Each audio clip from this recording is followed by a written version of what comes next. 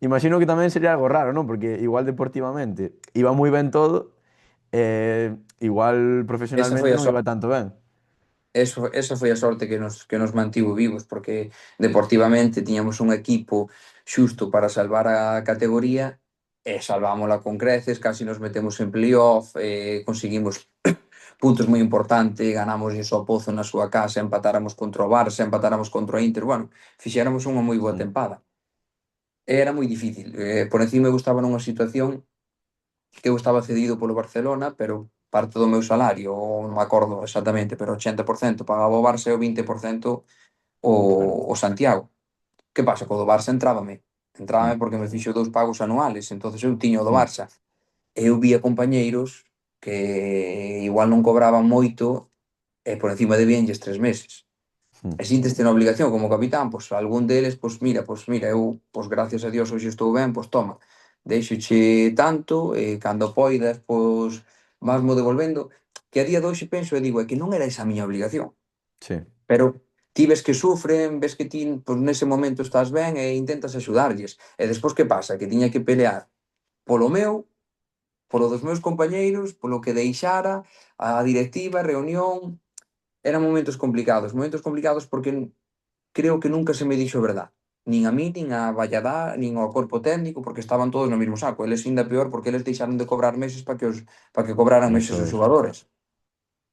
Eu só pedía polo menos sinceridade, pois que, mira, que non vamos a cobrar durante 4 meses.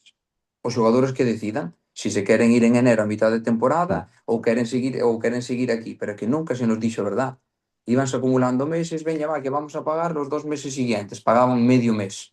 De Mm. seguinte debendo un mes e medio. Chegaban aos 2 meses e medio, pagabanche un. Despois xuntabaste con 3, pagabanche outro. Mm. Nunca chegou a. Entendo que en algún momento houbo xente que dixo que se plantaba. É dicir, eu non xogo máis. Simplemente Sí, claro. non me están cobrando, eu deixo de xogar porque non me están pagando o meu traballo. Si, de feito, o corpo técnico tamén, tuveramos reunións con eles intentáronnos levar polo bo camiño e intentarnos facer ver que, inda que non estuveramos cobrando, era un momento que xa ti non te podías ir, o xogador o que quere é acabar da mellor maneira posible para que lle poida salir algo mellor en outro club. Mm. E fomos tirando con eso. Si que nos debían, o último ano meu, que era este de capitán cedido, creo que ese ano deberon nos 2 meses. Fomos a verán con 2 meses.